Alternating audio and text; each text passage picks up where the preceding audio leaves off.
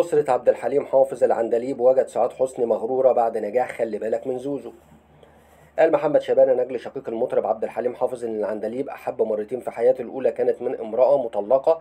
ولكن عائلتها رفضته، والثانية تعرف عليها في المعهد الموسيقي وكانت هي الحب الأول في حياته، وتسكن في نفس البلدة الذي كان يقيم بها ومن أقاربه، ولكنهما لم يتزوجا. وتابع محمد شبانة خلال مداخلة تلفزيونية ببرنامج تفاصيل مع الإعلامية نهال طايل اللي بيعرض عبر فضائية صدى البلد 2 السيدة الثانية التي كان يحبها منفصلة لديها طفلان ومن عائلة عريقة، ثم أصيبت بمرض نادر للغاية في المخ وسافرت للندن للعلاج، وطلبت من عبد الحليم أن يتزوج قبل أن تتوفى، ولكن وافتها المنية وظل يعيش على ذكرها. وأشار محمد شبانة أن سعاد حسني كانت تتواصل مع أسرة العندليب عبد الحليم حافظ بعد وفاته وكانت مقربة منه وعلاقة الصداقة قوية بينهما، مؤكدا أن عائلته تكن كل الاحترام والتقدير للسندريلا وأنهم يتصدون لأي شخص يحاول أن يسيء لها. واختتم محمد شبانة حديثه قائلا: لماذا لم تسأل المطربة نجاة عن حقيقة زواج عبد الحليم حافظ وسعاد حسني؟ كما أن العندليب وجد السندريلا مغرورة للغاية، وذلك بعد نجاح فيلمها خلي بالك من زوزو، وهناك عمل فني سوف يقدم